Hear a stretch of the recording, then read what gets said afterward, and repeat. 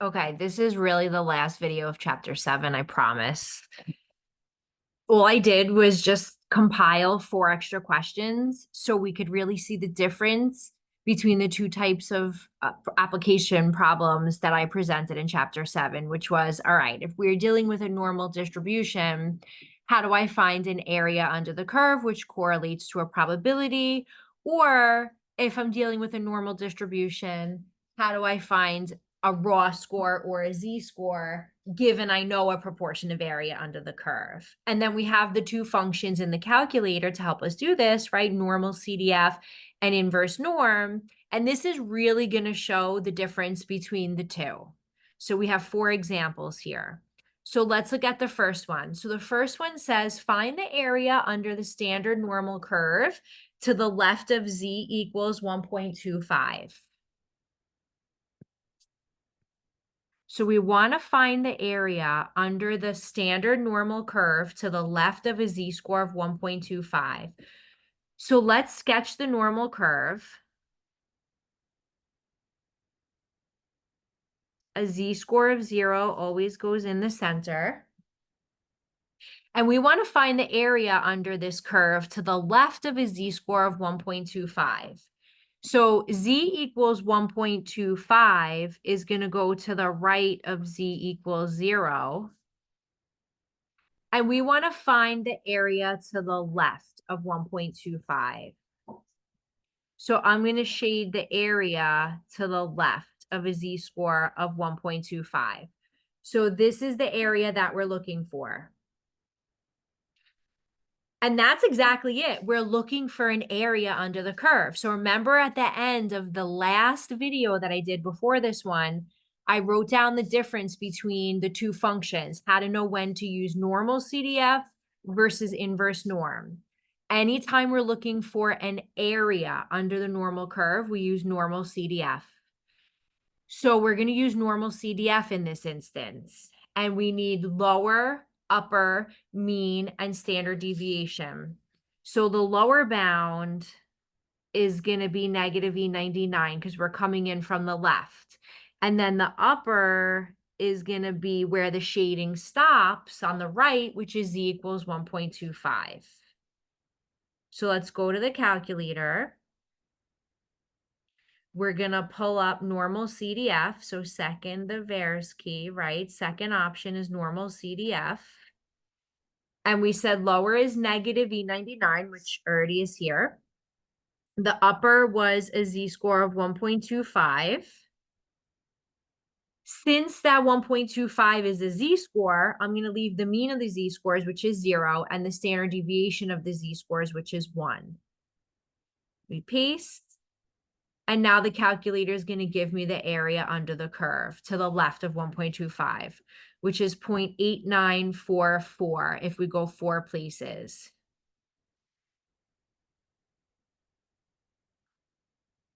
So 0.8944.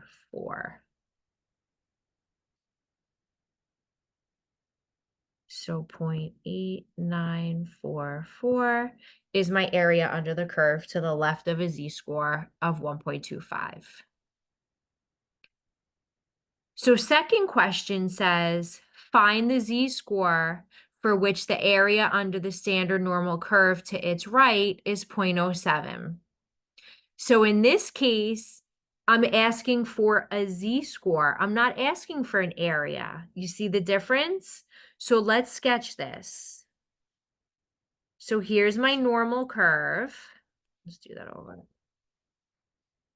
So there's my normal curve. And we want to find the z-score for which the area to the right is 0.07. So z equals 0 is in the center, right?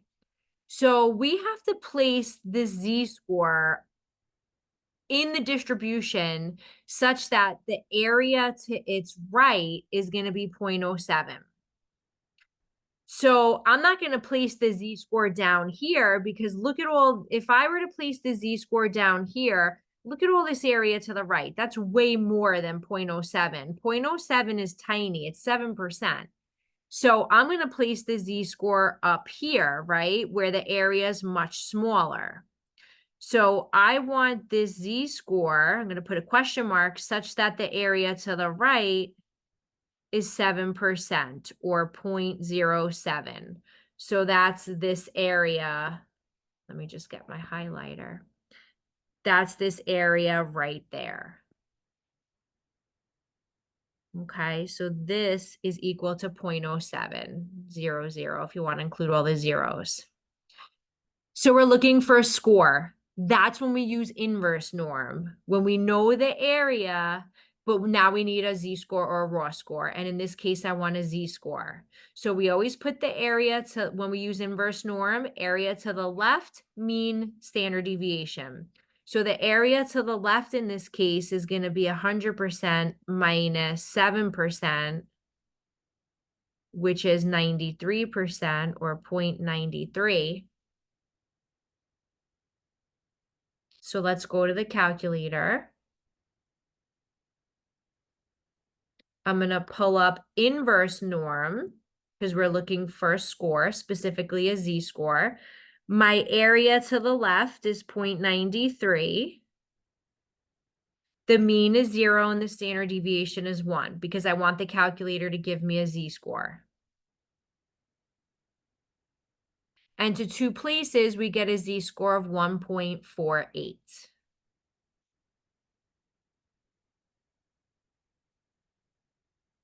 So the z-score is equal to 1.48.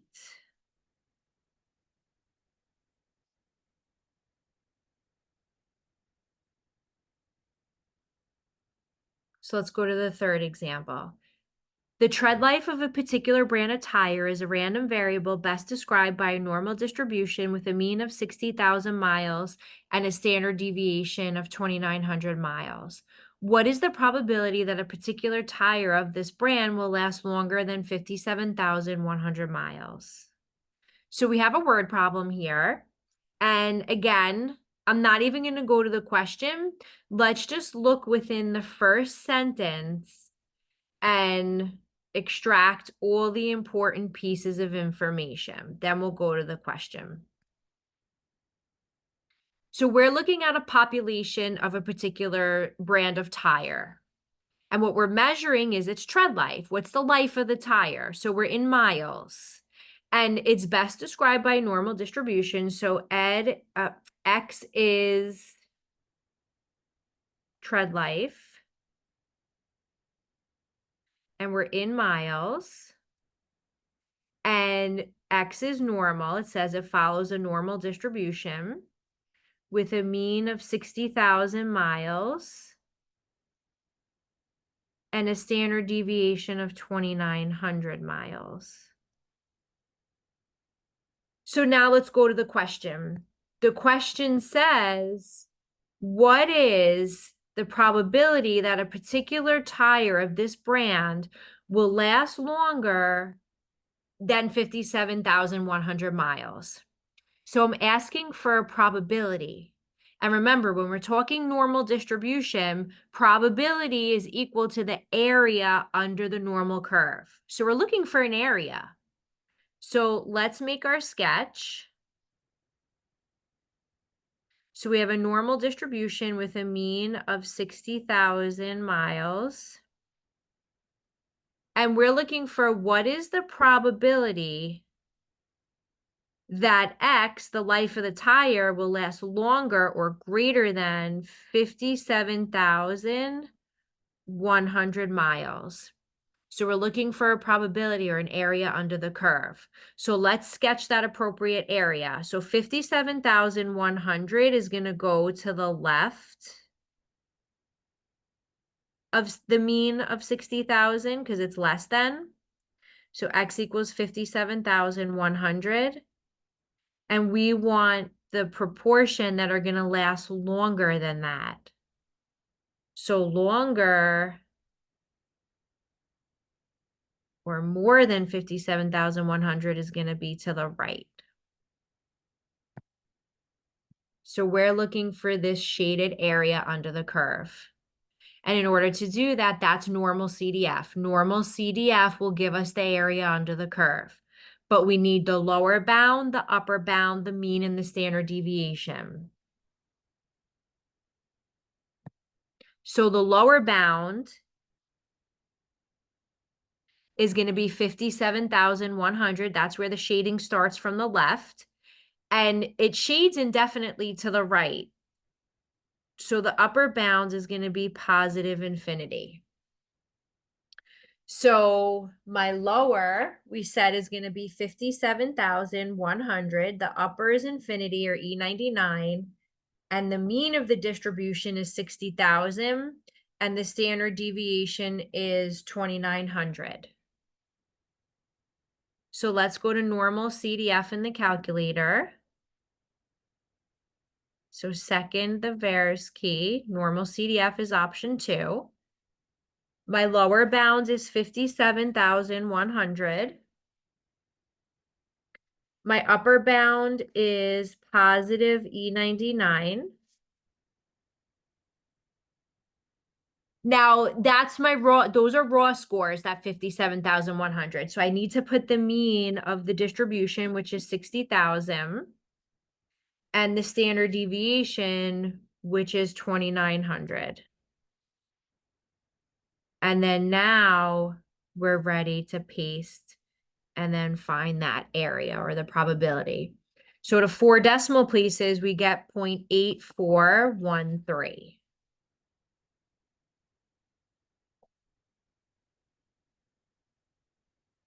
So this is going to be equal to 0.8413. And that's what this area is, this shaded yellow area, 0.8413. So the probability that a tire of this brand is going to last longer than 57,100 miles is 0.8413, or about 84%.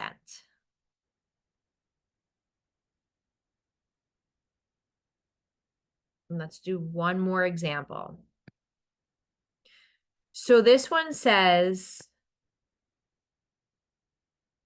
the Board of Examiners that administers the real estate broker's exam in a certain state found that the mean score on the test was a 493 and the standard deviation was 72.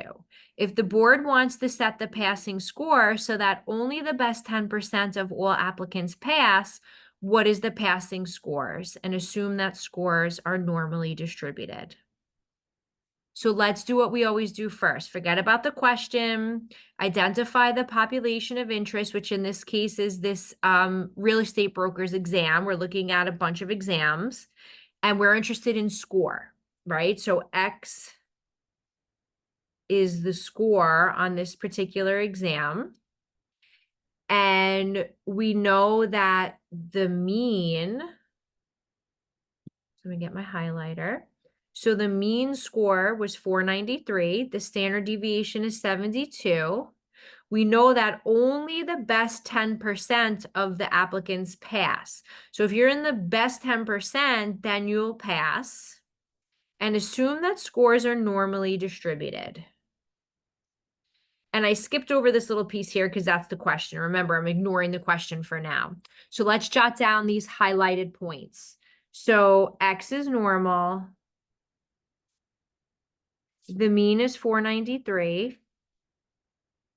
And the standard deviation is 72.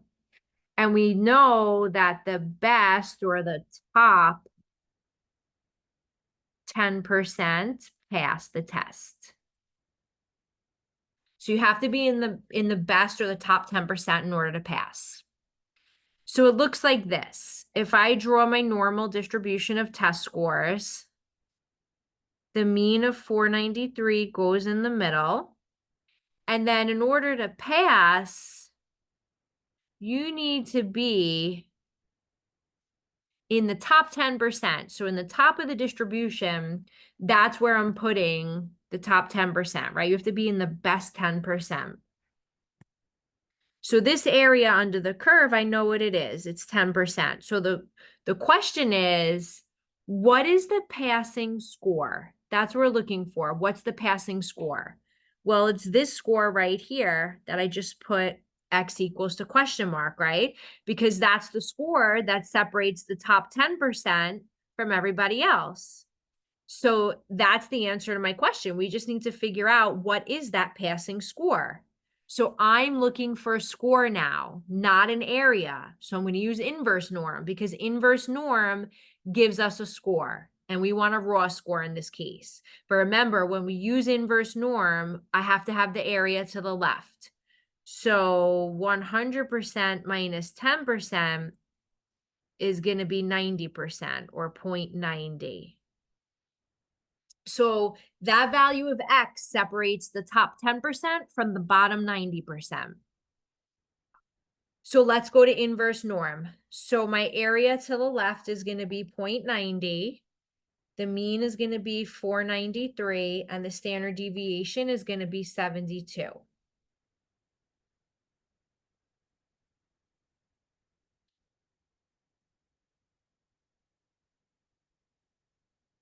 So inverse norm, we said the area to the left is 0.90. The mean test score is 493. And the standard deviation is 72. Paste, enter. And to the nearest whole number, we get about a 585. So a student would need to get at least a 585 in order to pass.